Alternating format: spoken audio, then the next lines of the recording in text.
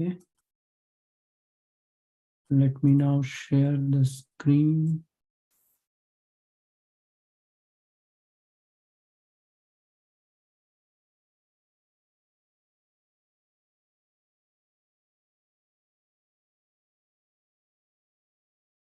Yes, Prabhu, you can start now.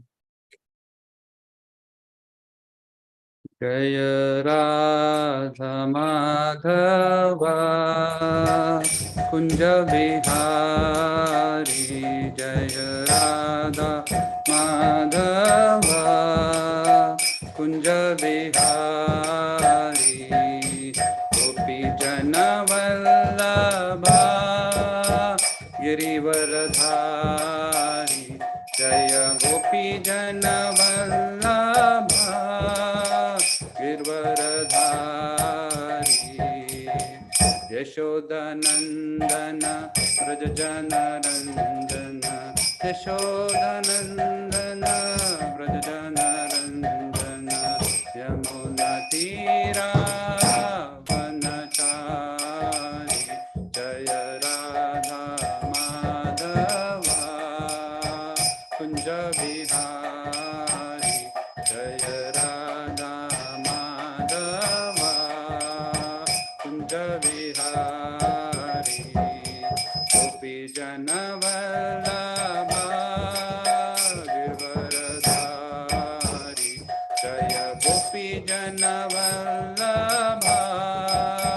Girvaradhari Yashodanandana Brajajanarandana Yashodanandana Brajajanarandana Yamunatira Vanachari Jaya Radha Madhava Kunja Vihari Jaya Radha Madhava Kunja Vihari Gopi Jana Vallabha Girvaradhari Jaya Gopi Jana Vallabha Girvaradhari Yashodanandana Brajajanarandana Yashodanandana Brajajanarandana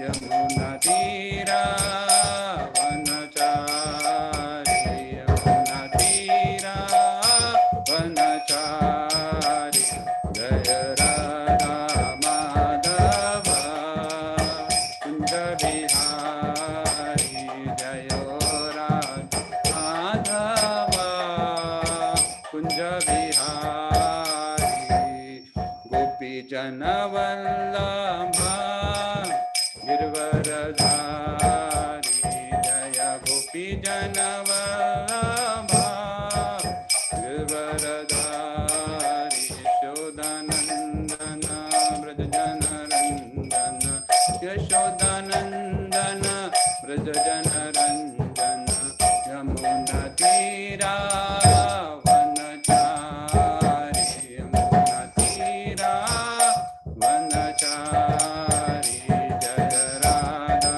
Madhava Kunja Vihari Jaya Radha Madhava Kunja Vihari Hare Krishna Krishna Krishna Hare Hare Hare Rama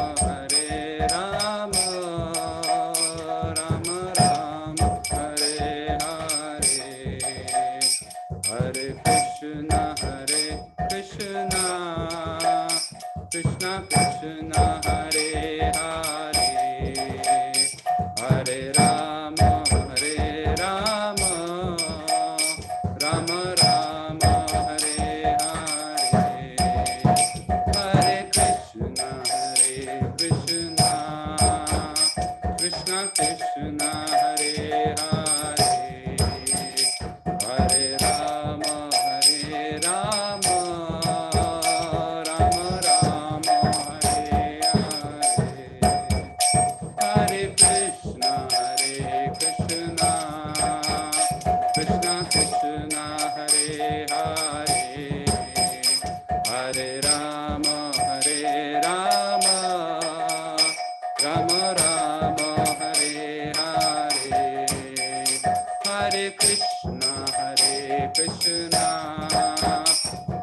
Krishna Hare Hare Hare Rama Rama Rama Hare Hare Hare Krishna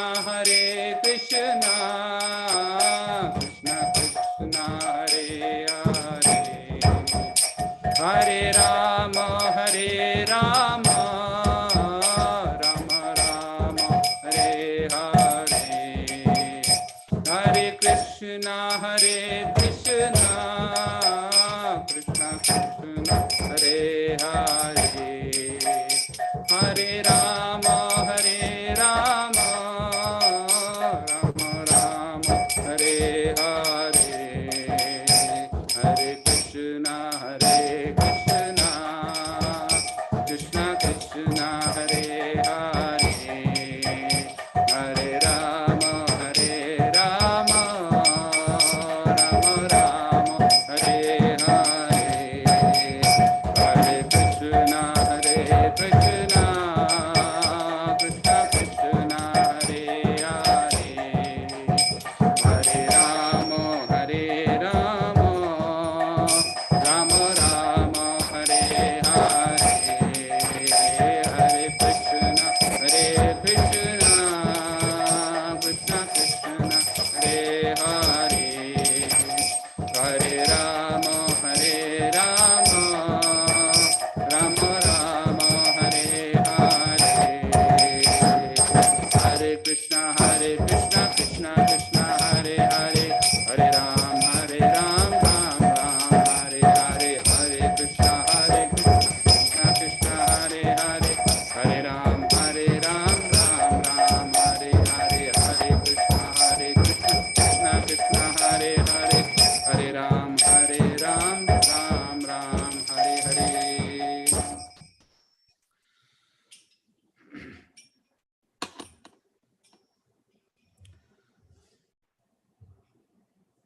प्रणाम press प्रभु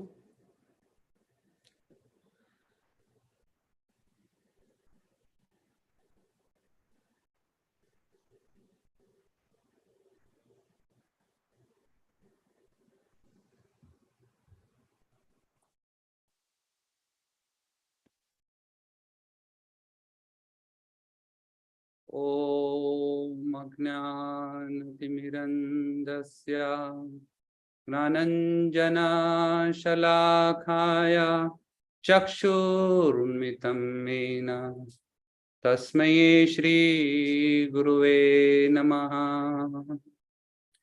श्रीचैतन्यमनोभीष्टं स्थापितं येन भूतले स्वयं रूपा कदा मह्यं ददाति स्वापदान्तिकम् वन्देऽहं श्रीगुरुं श्रीयुतापदकमलं श्रीगुरुं वैष्णवंश्च श्रीरूपां साग्रजातां सहगना रघुनाथान्वितं तं स्वजीवं साद्वैतं सावधूतं परिजनसहितं कृष्णचैतन्यदेवं श्री राधा कृष्ण पदान् सहगना ललिता श्री विशाखान्वितंश्च हे कृष्णा करुणा सिंधु दीनबंधो जगत्पते गोपेश गोपिका कांत राधा कांत नमस्तुते तप्त कांचन गौरांगी राधे वृंदावनेश्वरी वृषभानुसुते देवी प्रणमामि हरिप्रिये वंशाकल्पद्रुभ्यश्च कृपा सिन्धुभ्येव च पतितानां पावनेभ्यो वैष्णवेभ्यो नमो नमः। जय श्री कृष्ण चैतन्य प्रभु नित्यानंद श्री अद्वैता गदाधर शिवासादि गौर भक्त वृंदा हरे कृष्णा कृष्णा कृष्णा हरे हरे हरे राम राम राम हरे हरे। मुखं करोति वाचालं पंगुं लिंगयते गिरिं यत्कृपा तमहं वन्दे श्रीगुरुं दीनकारणम्।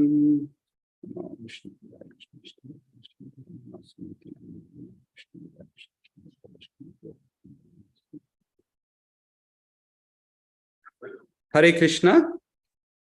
Thank you all for joining today's Wednesday online class at ISKCON of Silicon Valley. Thank you. So today's topic of discussion is from the 6th canto, the 7th chapter of the 6th canto, where Indra offends his spiritual master, Brihaspati. So we're going to talk on this chapter. So as we know, Srimad Bhagavatam deals with 10 subject matters. Sarga, Visarga, Sthanam, Poshanam, Uthaya, Manvantara, Ishanukata, Nirodha, Mukti and Ashraya. So there are these 10 subject matters which Srimad Bhagavatam deals with. And each of the canto touches on one or more of these topics. But in 6th canto, primarily, it talks about Poshanam, the protection by Lord to the devotees. So here we see in 6th canto, it starts with the story of Ajamila, how Ajamila was a great Brahmana, but he falls down because he gets attracted to the prostitute and falls down. But at the end of his life, he just chants the name of Supreme Lord, Narayana, but he was not even intending to chant the Lord's name, but he was calling his son. Still, Lord protects him and he sends Vishnu Dutas and they take him to the spiritual world. And then we have the, story of Vrittasura and how Indra, that's where we're going to start this canto from, how Indra offends Brihaspati. That's the starting of the Vrittasura story. And how Vrittasura was protected by the Lord at the end, and he also goes to the spiritual world. So it deals with, the protection of Supreme Lord, and even the Indra was also protected by Narayana Kavacha. So this is very interesting because, the devotees here, they actually, do some offenses, like Ajamila, he gets degraded, he gets attached to the prostitute, and then we see the Indra committing some offenses, which we will talk about. In spite of that, Lord is so merciful that he gives the protection to the devotees. So that is the very, the mercy of the Lord is, is actually portrayed in this canto. So prior to the chapter 7, it also discusses, Parikshit Maharaj asks Sukadeva Goswami, he says, please tell me again, how the living entities have been procreated in this material world. And Sukadeva Goswami talks about Daksha, how Daksha creates 10,000 sons. And these 10,000 sons were again, they were converted to brahmacharis.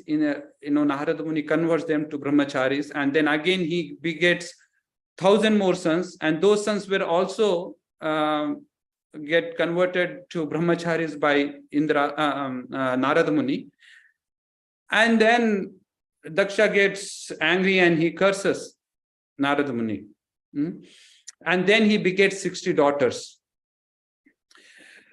One of the daughter is Aditi. She marries Kashyapa Muni, and from them she begets 12 Adityas, demigods. She's the mother of the demigods. And one of the Aditya is Tastva. And Tastva marries Rochana, who is the daughter of Daityas. And this Tastva begets 2 sons. And one of them is Vishwarup. And the chapter 7, and that's where this the previous chapter ends, the 6th canto, 6th chapter. And in the next chapter, Parikshit Maharaj asks, he says, how come, the demigods were rejected by Brihaspati? What offense did they do? And why did they go to Vishwarup? And that's how it connects to the previous chapter. And now here Sukadeva Goswami speaks talking, and we will go through this chapter. Right? So let me share my screen.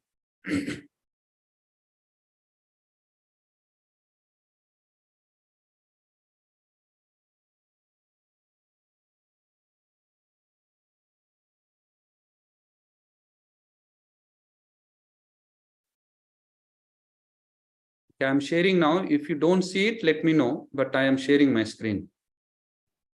We can see, Prabhu. Okay.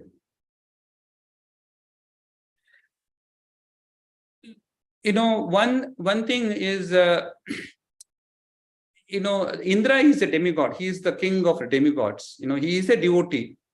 But Krishna puts him into a, in a situation that he commits offenses, again and again, and through him, Krishna teaches us what not to do. So he's a very interesting personality. Indra is a very interesting personality, and we see throughout the Bhagavatam, there are, practically every canto, he does one offense or the other offense, and then, and this is how Krishna teaches us to, that what we should not do. So he is actually placed in that situation. So here, the first verse, Shri Raja Vacha Kashya Heto Pratiyaktva Acharenatmana Suraha Etad Achakshva Bhagwan Shishya Nam Akramam Guru. Maharaj Parikshit inquired from Sukadeva Goswami, O great sage, why did the spiritual master of the demigods, Brihaspati, reject demigods who were his own disciples? What offense did the demigods commit against their spiritual master? Please describe to me this incident. So, Parikshit Maharaj asked that what is the fault of these demigods? Why did the Brihaspati reject the demigods, and what offense did they do? So once upon a time, so Indra was sitting on his throne, and Brihaspati enters. And let's see what is the scene, when Brihaspati, the spiritual master, enters, and what is Indra doing there. Sukadeva Goswami said, O king, once upon a time, the king of heaven, Indra, being extremely proud because of his great opulence of the three worlds, transgressed the law of Vedic etiquette. Seated on his throne, he was surrounded by Maruts, Vasus, Rudras, Adityas, Rubhus, Vishwadevas, Sadhyas, Ashwini Kumaras, Siddhas, Charanas, and Gandharvas, and by great saintly persons. Also surrounding him were Vidyadharas, Apsaras, Kinnaras, Padagas, birds, Urgas, snakes. All of them were offering Indra their respects and services.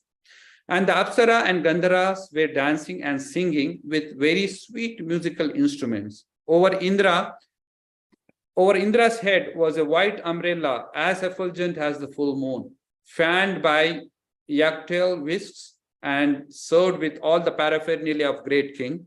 Indra was sitting with his wife Sachidevi, who occupied half the throne. When the great sage Brihaspati appeared in that assembly, Brihaspati, the best of the sages, was the spiritual master of Indra and the demigods, and was respected by the demigods and demons alike. Nevertheless, although Indra saw his spiritual master before him, he did not rise from his own seat or offer a seat to his spiritual master, nor did Indra offer him a respectful welcome. Indra did nothing to show him respect. So as you see, it's a big assembly. There are so many demigods, the Vasus, Rudras, Adityas, Rubus, Vishwadevas, Sadhyas, and there are Apsaras and Gandharas were dancing, so it was a big assembly and a lot of things were happening. And he was also accepting services. They were, the dancers were dancing for him, singing for him, and then the Brihaspati enters. When Brihaspati enters, Indra saw him, but he did nothing. So Brihaspati is a Brahmana, a Vaishnava, but he is no ordinary Brahmana. He is actually the spiritual master of demigods. But Indra neglected him. He saw, but he did not do anything. Generally, it's a etiquette by a saintly, a king, whenever a Brahmana comes, he should get up from his seat and welcome him, give him a asana and inquire from him. But here you see, Brihaspati was, totally neglected. It was not even that, he was also accepting services from other people, like Apsaras, Gandharvas and other demigods in front of his spiritual master. That is another offense. So, Brahmanas actually, even Krishna, he is Go Brahmana Hitaicha. He actually is very dear. Brahmanas and the cows are very dear to Krishna. Even when he was a king, when Rukmini sent a Brahmana with the letter to Krishna, Krishna actually received that Brahmana and he welcomed him. He rose from his seat, he welcomed him, he washed his feet. Even Krishna, who is the Supreme Lord, if he can give, if he can give respect to the Brahmana, why can't they? Indra, can give, right? So he committed a big mistake here, right? And then Brihaspati, he just left. He just saw that Indra is become so proud because of his material opulences, and he just left without saying anything. And another aspect here, you see, so there were so many demigods. Even the demigods did not acknowledge Brihaspati. Indra agreed. So he was there and he did not acknowledge his spiritual master. Even the demigods did not acknowledge Brihaspati. So being a leader, it is very important, how you are behaving. In Bhagavad Gita, it is said, Yad yad acharati shreshtas, right? Taddat evataro janaha. So whatever a big, a leader does, the common people follow. So it is very important for a leader to set the right example. So here demigods also did not acknowledge Brihaspati. So Brihaspati left. And the primary reason for this is the material opulence. And it is said that, when you have a material opulence, it actually leads to pride. And when you become proud because of your material opulences, you become actually callous. You actually commit offenses onto the, everyone, whoever you get in contact with, you are actually prone to commit offenses. And the same thing happened here. He was Brihaspati, demigods, and Indra offended Brihaspati. Now, it is said that the false ego is actually the root cause of all the all the material bondage and the sufferings in this material world. What is false ego? False ego means, this is me, this is mine, whatever, the opulences I have, this is mine, and it is meant for my satisfaction. It is meant for my sense gratification.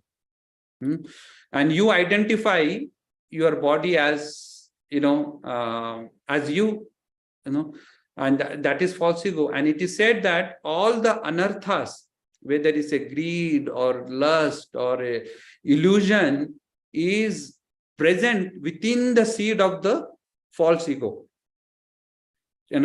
So false ego is actually the root cause of all the anarthas. And these little anarthas, the like greed, lust, they will fructify at some point, but the root cause of all the anarthas is false ego. Right?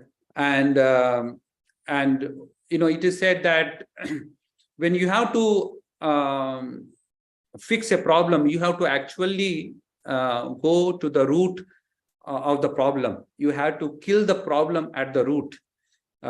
Just like when we do the chanting, the seed, and it is like watering the seed of devotion, which was implanted by our spiritual master. But if you don't pay attention, the weeds can grow. And sometimes when the weeds, you cut the weeds, they grow even stronger. But if you have to kill the weeds, you have to go to the root of the weeds, and kill the weeds at the root. Similarly, if you have to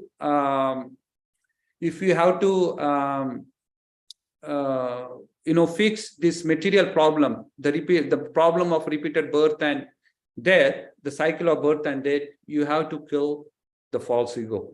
That is the which is the root cause of all the problems. So we will see how we can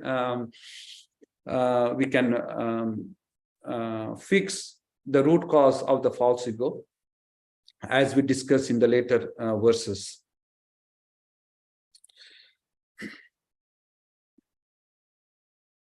So Brihaspati knew everything what would happen in the future.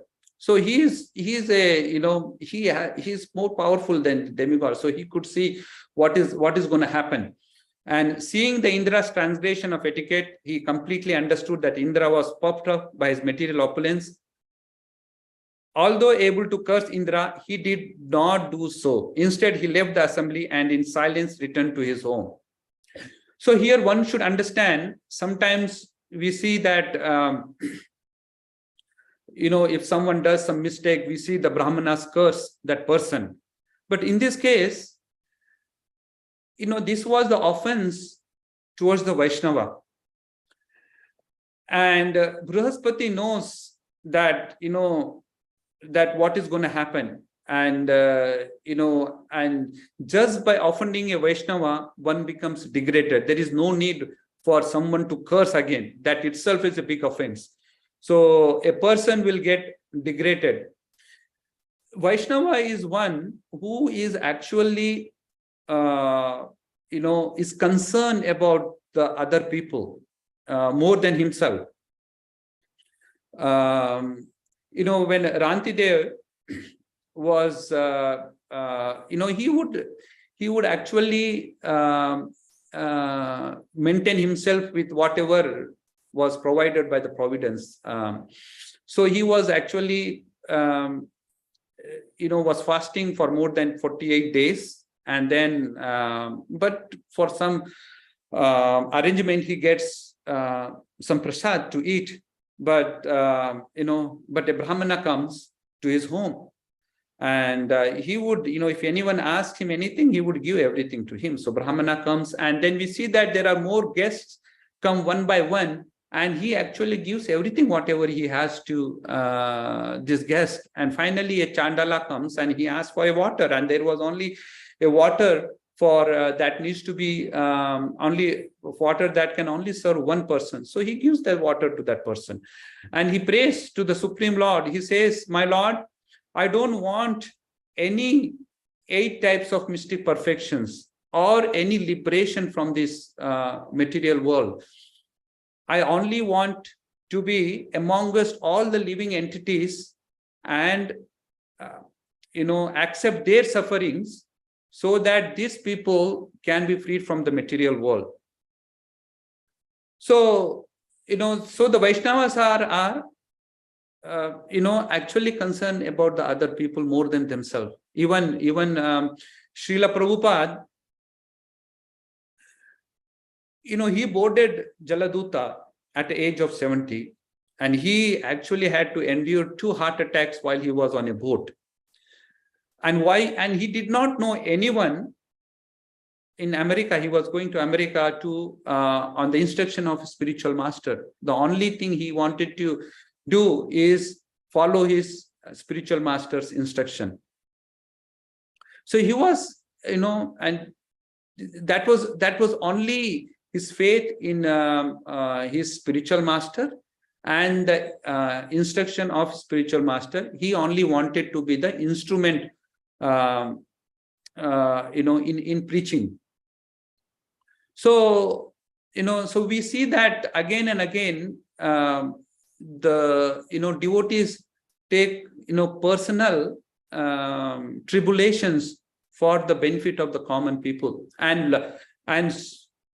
the Supreme Lord actually puts them into those situations so that to show that how much love these Vaishnavas have for other people. If Krishna can actually facilitate everything, but sometimes he puts the devotees in that situation, so that only to show to the people that how much concern this devotees has for other people.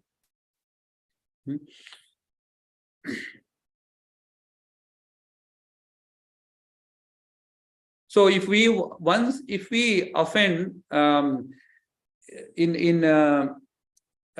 one of the bhajans, Narottam Das Thakur says, it goes like this: Haristhane.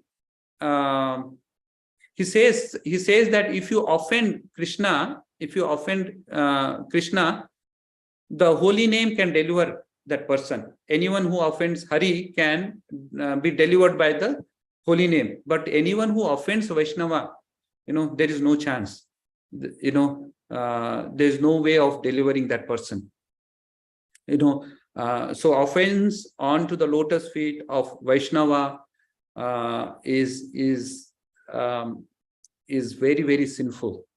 And so one should guard against offense onto the Vaishnavas. So Indra, the king of heaven, could immediately understand his mistake. Realizing he had disrespected his spiritual master, he condemned himself in the presence of all the members of the assembly. So Indra actually, he understood what mistake he did, and he understood it immediately. It's not that, after 1 day or 2 days, he accepted immediately. But the offense was so grateful that even, he needs to be corrected at the same point. It's not like he has time to, after 5-10 minutes, he can get corrected. He has done the offense. And sometimes, you can't do much. Even though he realized that he made offense, the offense has already been committed. So he understood what offense he did. And next set of verses, he speaks about, how how regretful he is, and he talks about his regretful nature. So we'll read about those verses. Alas, what a regretful deed I have committed because of my lack of intelligence and my pride in my material opulences. I failed to show respect to my spiritual master when he entered this assembly, and thus I have insulted him.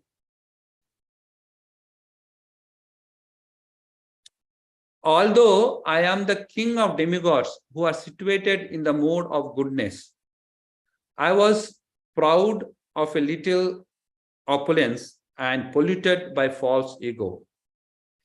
Under the circumstances, who in this world will accept such riches at the risk of falling down? I condemn my wealth and opulence.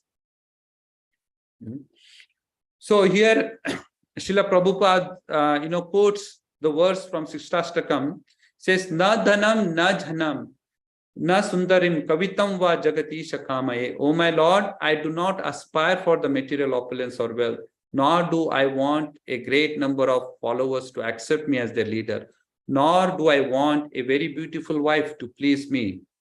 Mama janmani janmanishware bhavatad bhaktir ahituki tvai. I do not even want liberation. All I want, life after life, is to be faithful servant of your lordship. A Vaishnava actually does not care about any kind of opulences. When we get, so Indra was understood, Indra was the king of the demigods. He is the king of the heaven. He has so many opulences. But, sometimes, I take, case of myself, but people in this world, like, myself,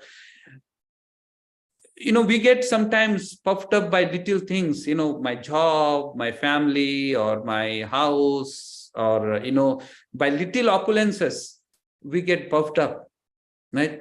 So this false ego is, the pride and the false ego is very, very dangerous. Even a little hint of this false ego will degrade you, no matter what other good qualities you have. Demigods are generally a reservoir of good qualities, but even they get puffed up by all their material opulences. So it is a very dangerous situation to be proudful of our material opulences. But the Vaishnavas, they don't want anything, and here Chaitanya Mahaprabhu, this is actually the song sung by Chaitanya Mahaprabhu. Chaitanya Mahaprabhu himself is saying that I don't want any followers, I don't want any opulence, I only want to serve you life after life. And Prabhupada here mentions how the American society, even though they had made so much advancement in material platform, and people are well off materially, they have material opulences, but yet there's so much problem. And he says that there is so much unwanted population, and when there is an unwanted population, then there will be a commotion in the society. And only solution, he says, is the Krishna consciousness. Only the Krishna conscious movement can help the people who are afflicted by this material disease. There is no other way you can come out of this disease. So here, the result is that the Americans are now regretting the wholesale criminality of American society and are wondering how America has become so lawlessness and unmanageable. He was talking, actually, when he's writing, this was like, in 1960s or 1970s, right? Late 1960s and in the early 70s.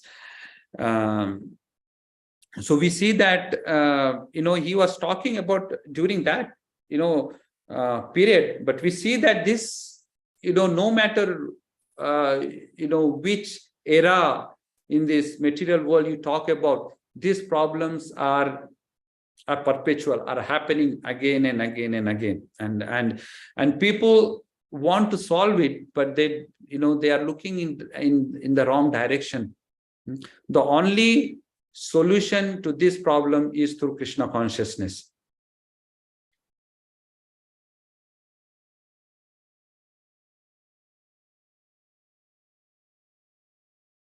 So if a person says, one who is situated on exalted throne of a king should not stand up to show respect to another king or a Brahmana, it is to be understood that he does not know the superior religious principles.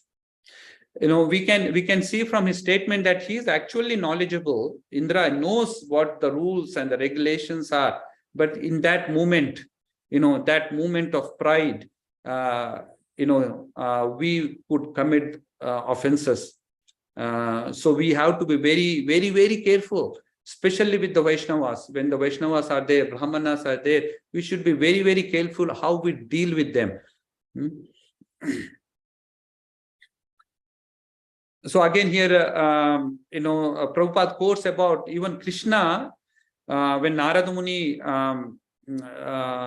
comes to visit Lord Krishna immediately stands up and welcomes and offers respects to the Narada Muni, even though Krishna knows that he is Narada Muni knows that Krishna is the Supreme Personality of Godhead, and Krishna knew that Narada Muni is his devotee, but still, Krishna is acting as he is in the role of a king. He is the king of Dwaraka, so he wants to show by his example.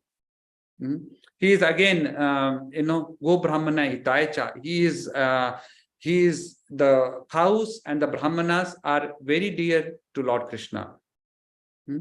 So he actually, gives all the respects to them, and one should also follow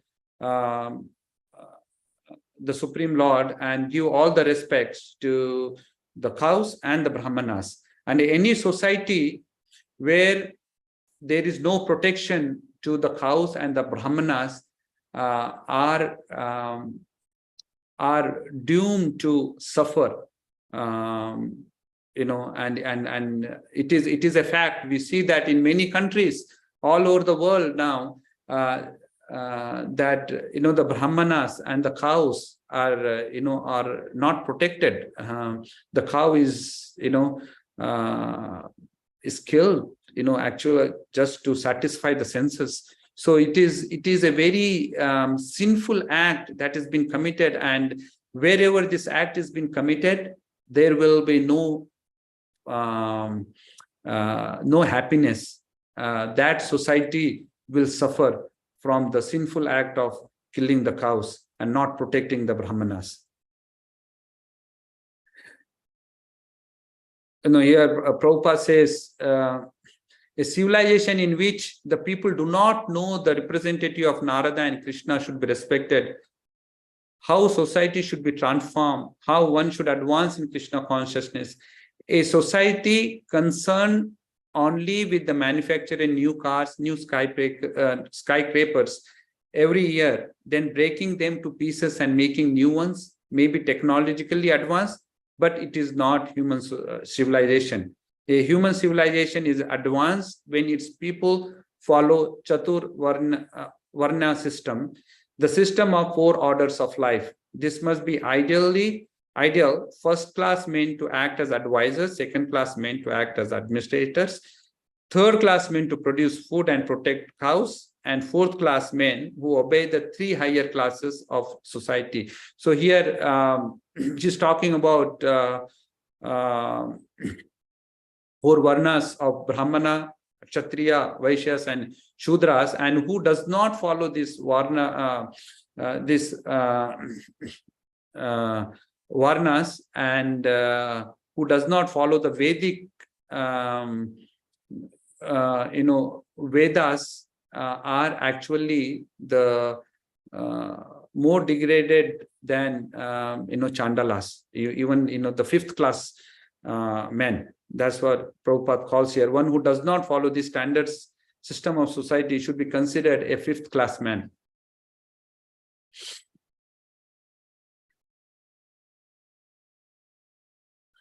So leaders who have fallen into ignorance, who mislead people by directing them to the path of destruction, as described in the previous verse, are in effect boarding a stone boat. And so too are those who blindly follow them. a stone boat would be unable to float and would sink in the water with its passengers. Similarly, those who misled the people go to hell and their followers go with them. Here it is said that the people who do not follow the Vedas or who do not follow the righteous principles are actually boarding a stone boat. And if they happen to be the leaders, then the people who are also following these leaders are boarding the same boat. And this stone boat is doomed to be sunk. And it is given that no matter what you do, this boat is going to sink. And Indra knows this. And when Brihaspati came, even the other demigods also did not acknowledge Brihaspati. They did not respect Brihaspati. So along with Indra, the demigods also fell down because they were following the wrong leader. The leader is supposed to work for the benefit of the people, and the biggest benefit of the people is to show them the path of self-realization, the path of how to come out of this material world, this cycle of birth and death. That is the actual duty of the leaders. He should do everything possible for them to uplift the general populace. He should not engage them in sense gratification and be responsible for their downfall. And I also said that this human birth is actually received after so many millions and millions of years, and one should take care of, one should properly utilize this human birth for to come out of this material world. And it is compared, the human body, to be a good boat. It is compared to be a good boat, and the spiritual master is compared to be an expert captain, and he can cross over this ocean of the material existence for us, and this boat is actually favored by the favorable winds in and the favorable winds are compared to the Shastras.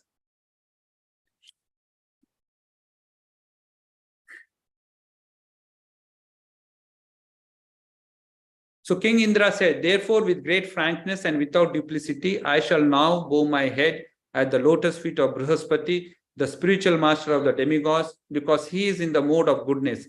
He is fully aware of all the knowledge and is the best of Brahmanas. Now I shall touch his feet and offer my obeisances unto him." So here Prabhupada brings up a nice point. Prabhupada says that Yasya prasadat bhagavad prasado, Yasya prasadan nagati kutopi. If you don't satisfy your spiritual master, then you will not get the mercy of the Supreme Lord. You will get the mercy of the Supreme Lord only if you satisfy your spiritual master, only through the satisfaction of spiritual master. And how should one satisfy the spiritual master? Is one should submissively inquire from him. One should surrender unto him, submissively inquire from him, do some menial service. Do some menial service, and then he will award the knowledge, and with this knowledge one can cross the ocean of this material existence. He says here, tad vidhi pranipatena pariprashnena sevaya upadekshayante te jnanam gnaninas tattva darshina. Just try to learn the truth by approaching a spiritual master, inquire from him submissively, and render service unto him. The self-realized souls can impart the knowledge unto you because he has seen the truth. One should fully surrender unto the spiritual master, and with service sevaya, one should approach him for further spiritual enlightenment. So this is the actual solution to fix or to solve the problem of false ego. One should render the menial service. One should take surrender unto the spiritual master, try to learn from him, do some menial service, and that's how one can gradually solve, the problem of false ego. One should realize that I am not the proprietor, I am not the owner. Whatever I have is because of the mercy of the Supreme Lord. And once you start doing this service, without any expectation, you will come to this realization. And everything belongs to the Supreme Lord. He is the ultimate benefactor. He is the ultimate owner of all the three worlds. Bhoktaram Yagna Tapasam, Sarva Loka Maheshwaram. He is the owner of, proprietor and the owner of all the three worlds. Shrihud Sarva Bhutanam. He is the benefactor and he is the protector of all the living entities. When you understand this principle, only then one can achieve the peace. When Indra committed the offense, he was not peaceful. He knew that he committed the offense. There was no peace in his mind. And we see that even later when he commits other offenses, he actually commits offense after offense.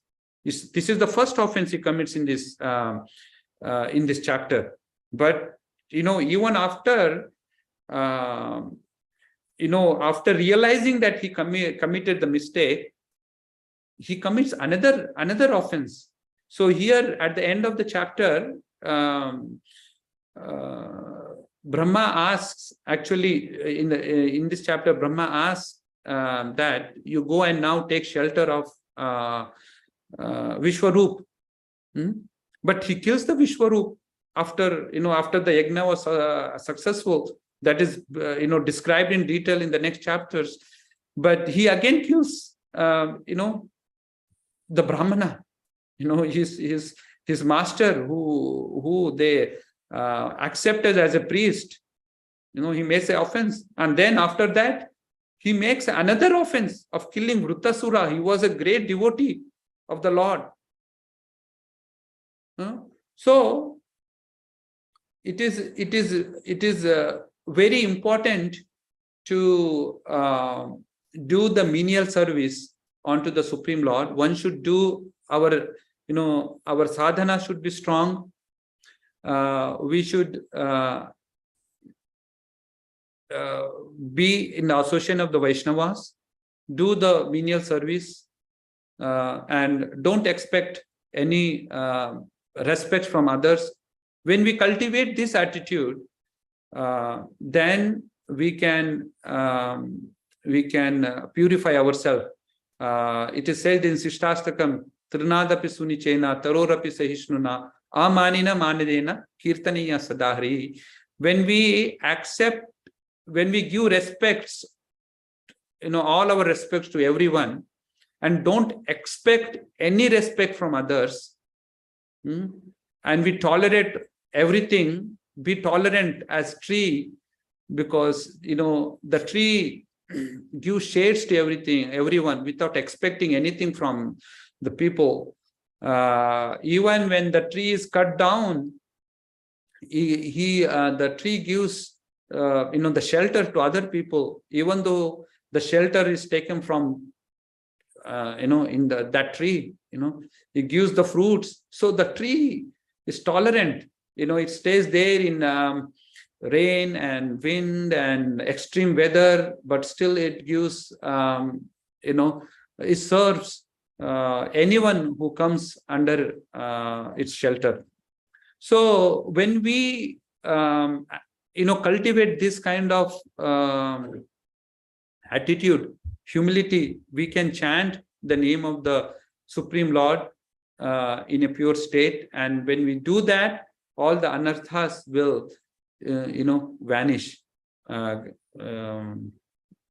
at the end we will attain our pure transcendental nature.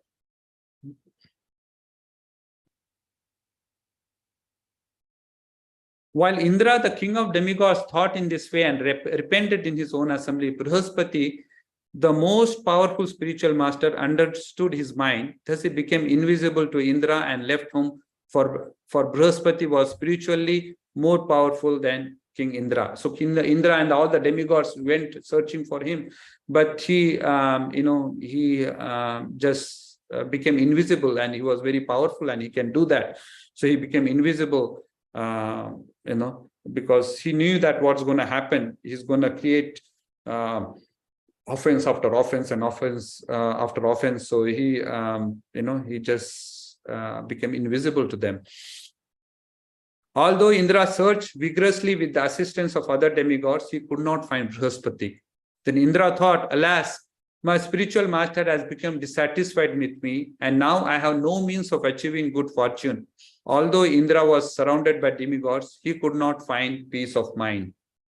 So he was not happy, and it was bothering him. Hearing the pitiable condition of King Indra, the demons, following the instruction of their guru, Shukracharya, equipped themselves with weapons and declared war against demigods. So while they were searching and for the spiritual master, there was no peace, and they also became weak, and the demigods knew this, and they attacked. The demons knew this, and they attacked the demigods. So the fighting of demons and demigods is been happening perpetually. It's been happening from ages and ages. So demons are actually they actually worship demigods. They worship Lord Shiva. They also worship Brahma, the goddess Durga, and they always have problems with the demigods, who are the devotees of Lord Vishnu. And this fighting has been happening again and again. And every time there is a fighting, most of the times the demigods win. So in this case, demigods have won. These are the same demons and these are the same demigods. But this time, the demons, defeated the demigods. And it is said that, as we discussed earlier, that Yasya prasadat Bhagavad prasado Yasya prasadan nagati kutopi. So if you displease your spiritual master, you will lose everything. You will not get the mercy of the Lord, and you will fall down from your spiritual platform, but you will also lose your opulences,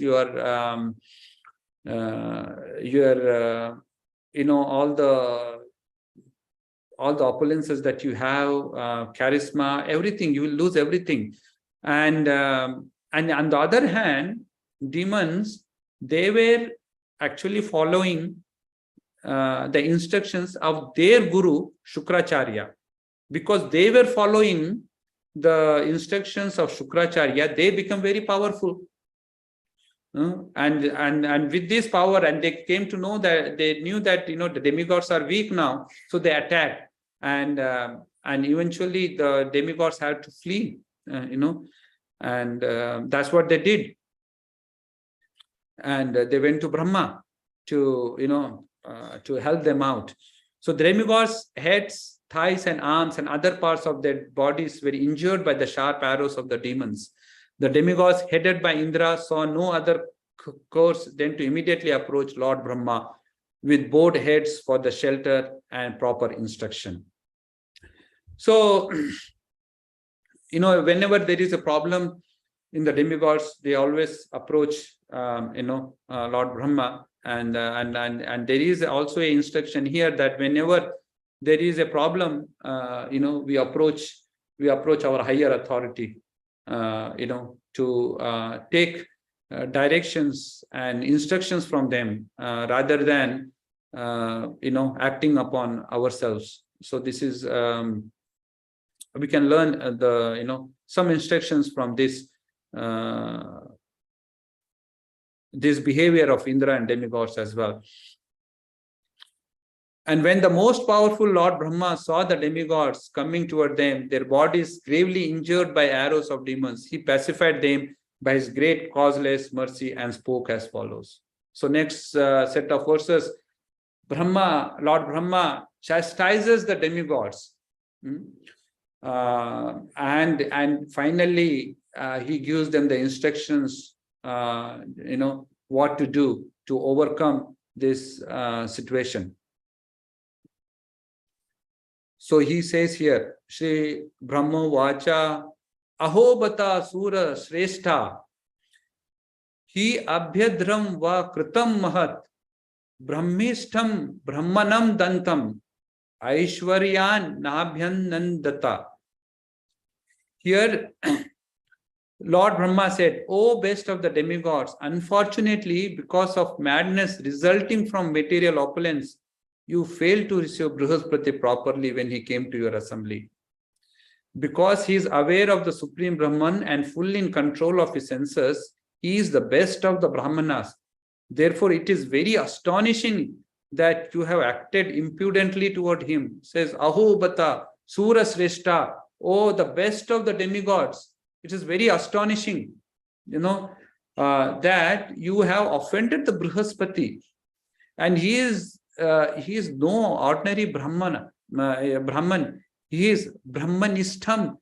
It is translated as a person fully obedient to Supreme Brahman. He is the devotee of the Lord. There is nothing in his heart other than satisfying the Supreme Lord.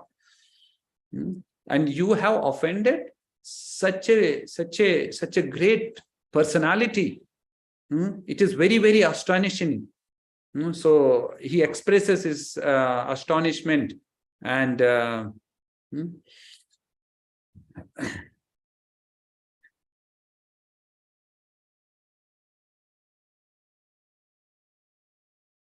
because of your misbehavior toward Brihaspati, you have been defeated by demons. My dear demigods, since the demons were weak, having been defeated by you several times, how else could you, who were so advanced in opulence, be defeated by them?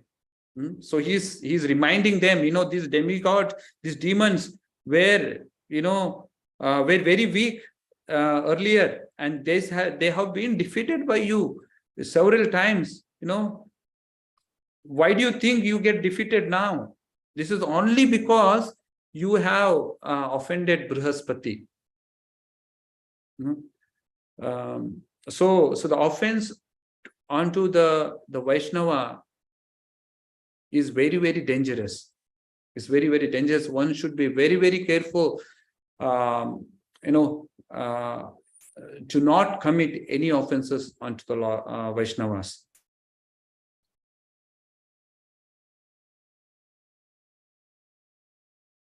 O Indra, your enemies, the demons, were extremely weak because of their disrespect towards Shukracharya. But since they have now worshipped Shukracharya with great devotion, they have again become powerful. But their devotion to Shukracharya, they have increased their strength so much that now they are even able to easily siege my abode from me. So here Brahma is saying that, earlier when you defeated at that time, they were disrespectful to the Shukracharya. That's why they were weak. But now they have again gained the, they again, started respecting and giving, following the instructions of their guru Shukracharya. They have become very, very powerful. And they are so powerful that they can easily take my kingdom also, So you can see that, when you follow the instructions of the spiritual master, you get the strength and the ability beyond what you could have done. We have seen again and again, even Srila Prabhupada, he had, single-handedly he came here. Actually, he is actually, he is, he was actually acting on the instructions of Krishna when he was when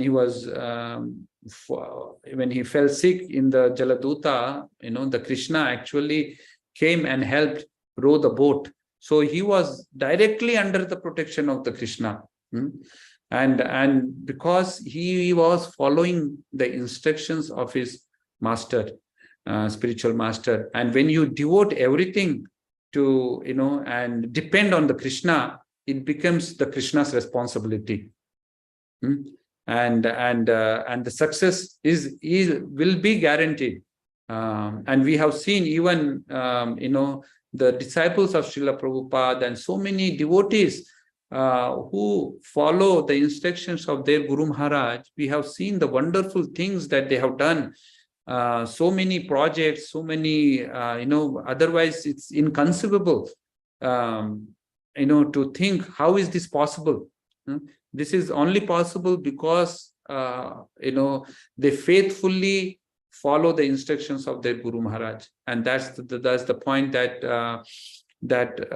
Lord Brahma is making here. And here, again, he quotes a verse, Mukham karoti vachalam pangum langayate grim yat kripa tam ham vande Shri Guru Dina Taranam. By the mercy of Guru, even a dumb man can become the greatest orator, and even a lame man can cross mountains. As advised by Lord Brahma, one should remember this Shastric injunction if one desires success in this life. So one should be faithful to our spiritual master, and follow his instruction. I think that will bring all auspiciousness and all success in one's life. Because of their firm determination to follow the instruction of Shukracharya, his disciples, the demons, are now unconcerned about the demigods. In fact, kings or others who have determined faith in the mercy of Brahmanas, cows, and personalities of Godhead Krishna, and who always worship, these three are always strong in this position. As we discussed earlier, that the society where the Brahmanas and the cows are respected or are protected, that society will flourish. And the society where the Brahmanas and the cows are not protected, that society will degrade, and there will not be any happiness in that society. Krishna himself used to take care of the cows, and he is he gives all the respect to the Brahmanas. So one should be very respectful to the cows and the Brahmanas.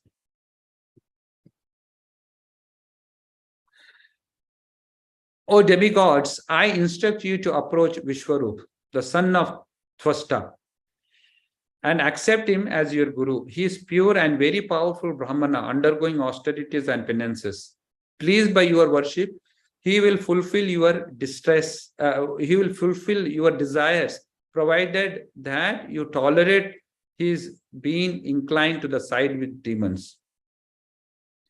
So here now Brahma advises what they should do. He asked them to go to Vishwarup, who is the son of Tastva. And Tastva He is the husband of Aditi, and who is the doctor of Daksha. And Aditi and Aditi, sorry, the Tastva is actually the son of Aditi. Aditi and Kashyapa, they beget 12 Adityas, and Twasta is one of the Aditya. And Twasta marries Rochana. Rochana is from the demon family. So he is related to demigods from his father's side, and Vishwarup is and is related to demons from his mother's side. So he has some soft corner for the demons as well. And Brahma is saying that, Lord Brahma is saying that you go and serve him, and he will surely fulfill your desire, but you should tolerate that he is little bit inclined to the demons. Okay, so you should tolerate that. And he actually warned, Lord Brahma warned that Indra before, but this is the exactly same reason why Indra again commits the offense later, and he kills Vishwarup in the next following chapter, and that's the second offense he does. But Brahma is already warning him that you should be careful, just tolerate.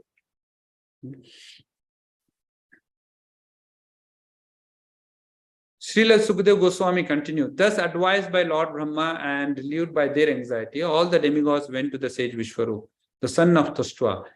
The my dear king, they embraced him and spoke as follows. So now the next set of verses is the conversation between the demigods and Vishwarup. So they go to the Vishwarup, and we will see what the demigods are saying to Vishwarup. Demigod said, beloved Vishwarup, may there be all good fortune for you. We the demigods have come to your ashrama as your guest. Please try to fulfill our desires according to the time, since we are on the level of your parents.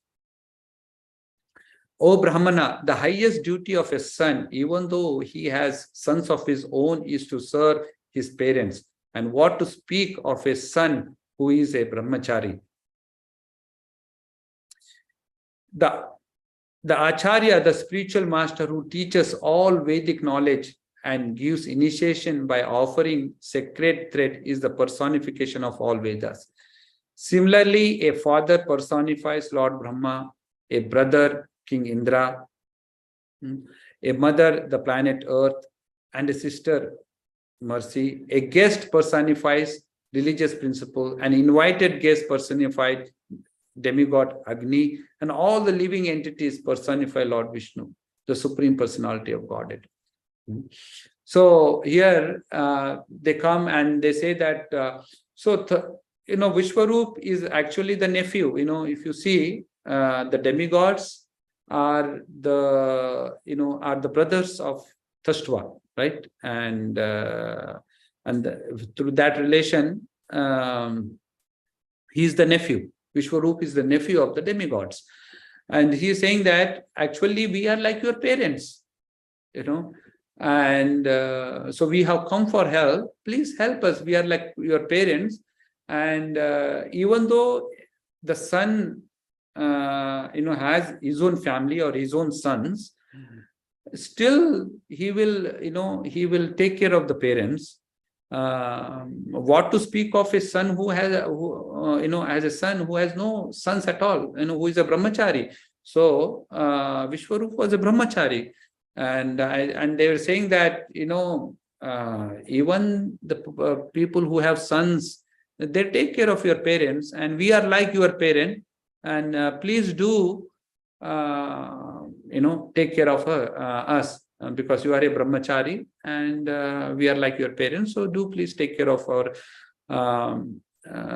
us. And also they are saying that you should treat everyone on the same platform. They are saying that a father personifies Lord Brahma, a brother the King Indra, a mother. So whether you are a father or a mother or a sister, or any living entity, one should treat them equally. You should not do any difference. Even though we are not your parents, we are like parents. So they are saying that even though we are not really your parents, you should protect us. You should take care of us.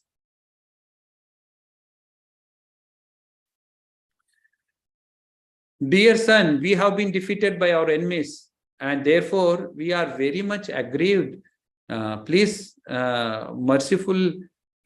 mercifully fulfill our desires by relieving our distress through the strength of your austerities. Please fulfill our prayers. Since you have completely aware of a supreme Brahman, you are a perfect Brahmana, and therefore you are the spiritual master of all orders of life. We accept you as our spiritual master and director, so that by the power of your austerity, we may easily defeat the enemies who have conquered us. So they finally say that we have been defeated by the demons. So please, you are a supreme Brahman, a perfect Brahmana, and with your austerity, we can easily defeat the enemies. So please help us.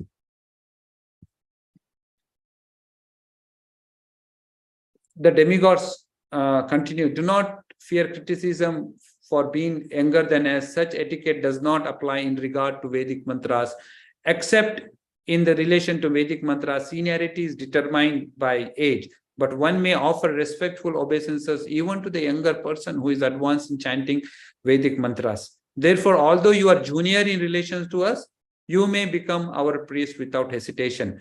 So the demigods were thinking, that maybe Vishwarup is small, and he might be hesitating to accept us as disciples. So they were saying that actually, if you are the age actually does not matter. If someone is knowledgeable, if someone is qualified to give the initiation, he can accept the disciples. The age really doesn't matter. It doesn't matter in when you in the spiritual matters. Also, Prabhupada mentions here that even one can learn from someone who is inferior in the social status, like Brahmana can learn from Kshatriyas and Vaishyas and even Shudras, if they are knowledgeable. There is no harm in learning from them. And he quotes a verse from Chaitanya Charitamrita. He says, Kiba Vipra Kiba Nyasi Shudra Kinaya Ei Krishna Tattva Veta Sei Guru Haya. So it does not matter whether one is a Brahmana, Shudra, Grihastha or Sannyasi. These are all material designations. A spiritually advanced person has nothing to do with such designations. Therefore, if one is advanced in the science of Krishna consciousness, regardless of his position in the society, he may become a spiritual master. So the material designation does not matter. So this is the same point that the demigods are, saying to Vishwarup. Now, Vishwarup, now the Vishwarup starts speaking, and he gives reasons why he will take care of them, why he should accept them. He says, when all the demigods requested the great Vishwarup to be their priest, Vishwarup, who was advanced in austerities, was very pleased. He replied to them as follows. Sri Vishwarup said, "O demigods, although the acceptance of priesthood is decried as causing the loss of previously acquired Brahminical power, how can someone like me refuse to accept your personal request? You are all exalted commanders of the entire universe. I am your disciple and must take many lessons from you. Therefore, I cannot refuse you. I must agree for my own benefit. O exalted governors of various planets, the true Brahmana, who has no material positions, maintains himself by the profession of accepting Shilochana. In other words, he picks up the grains left in the field and on the ground in the wholesale marketplace.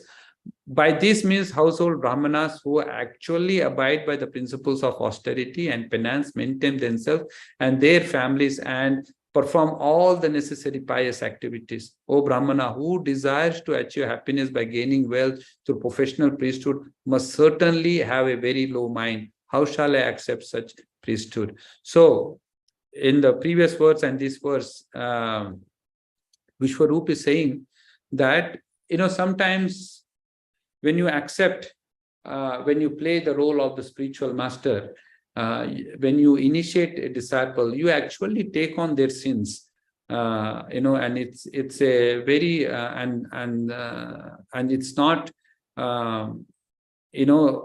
not everyone will be so merciful. So he says that, although the acceptance of priesthood is decried as causing the loss of previously acquired Brahminical power, so previously acquired all the sinful the pious activities, the results of the pious activities can be destroyed, but I am going to accept you because you are the commanders of the entire universe and I am your disciple, and therefore I cannot refuse you. I will definitely accept you and work for your own benefit. And here he is saying that, generally the Brahmanas who actually, a true Brahmana actually works for the benefit of the disciple. He does not accept any opulence from the disciple. Whatever comes by the providence, he accepts that, and he does not accept anything for his own purpose. And here he's saying that a true Brahmana can actually collects the grain left in the field, after the grain has been has been harvested, after the farmers have collected, and they can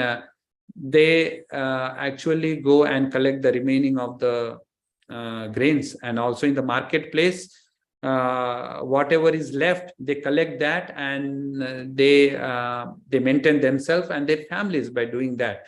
They are not interested in accepting any opulence from the disciples. So, and here, and he's saying that, basically saying that I don't want to accept anything from you. I only want to do as my service. So I just wanted to, perform for your benefit without expecting anything in return from you.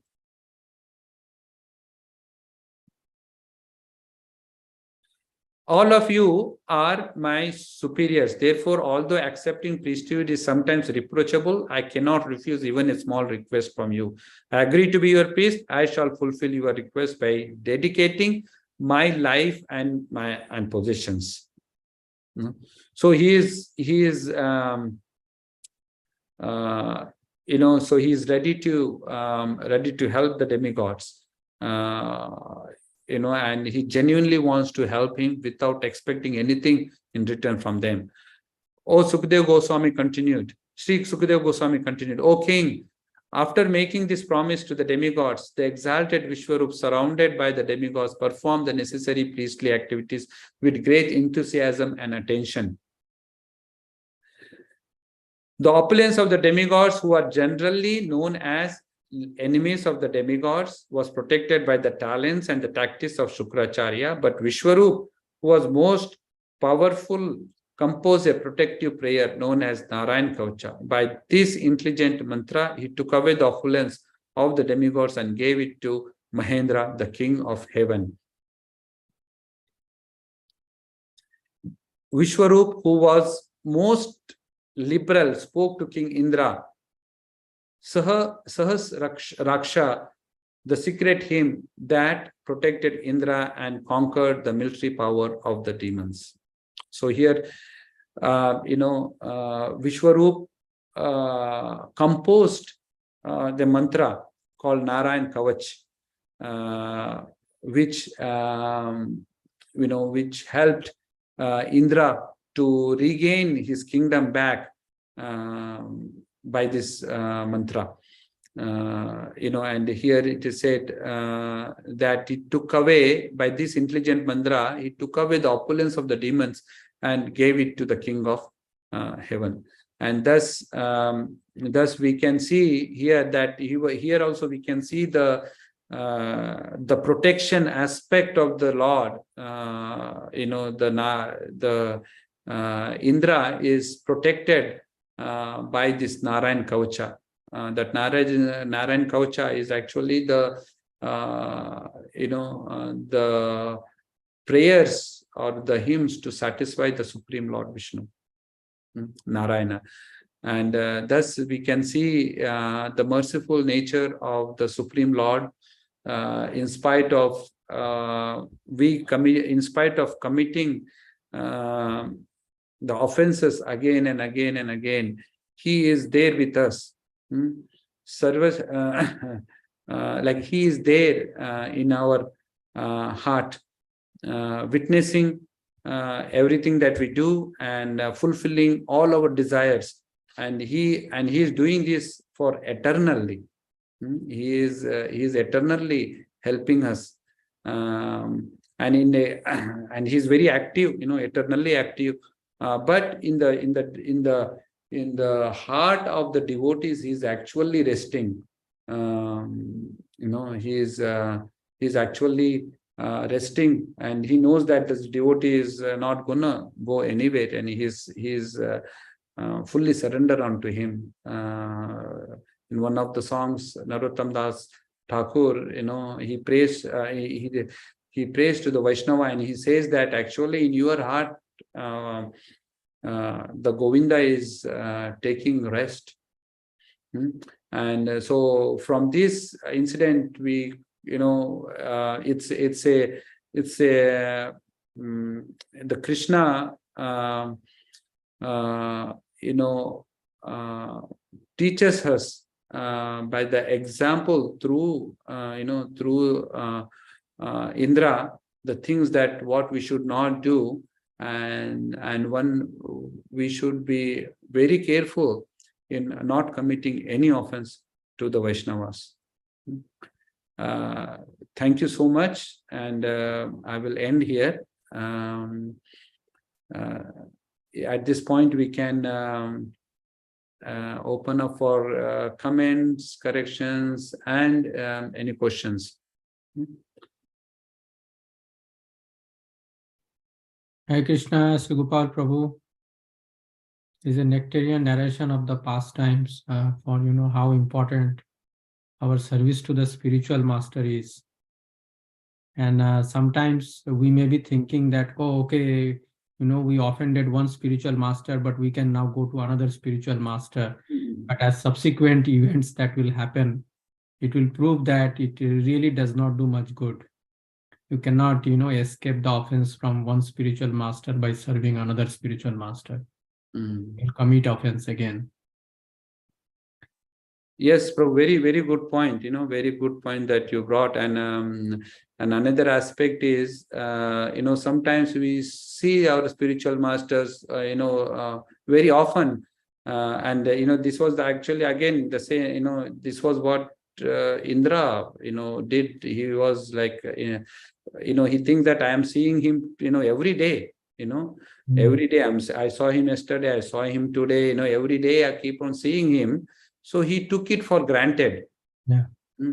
He took it for granted, and he committed the the offense. So, the familiarity breed contempt. So we should be very careful with the spiritual master. He is no ordinary Brahman or no ordinary living entity. He is the representative of the Supreme Lord.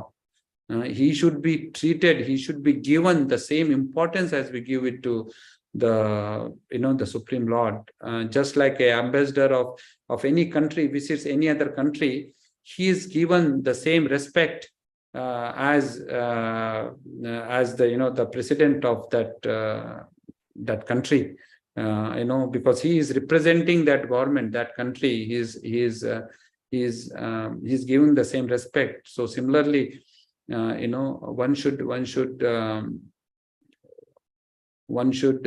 be very careful and give all the respects that one should one gives to the Supreme Personality of Godhead, because he is the representative of the Supreme Lord. Yes, Prabhu. Very, very nice point. Let me quickly check, Prabhu, anything online. Okay.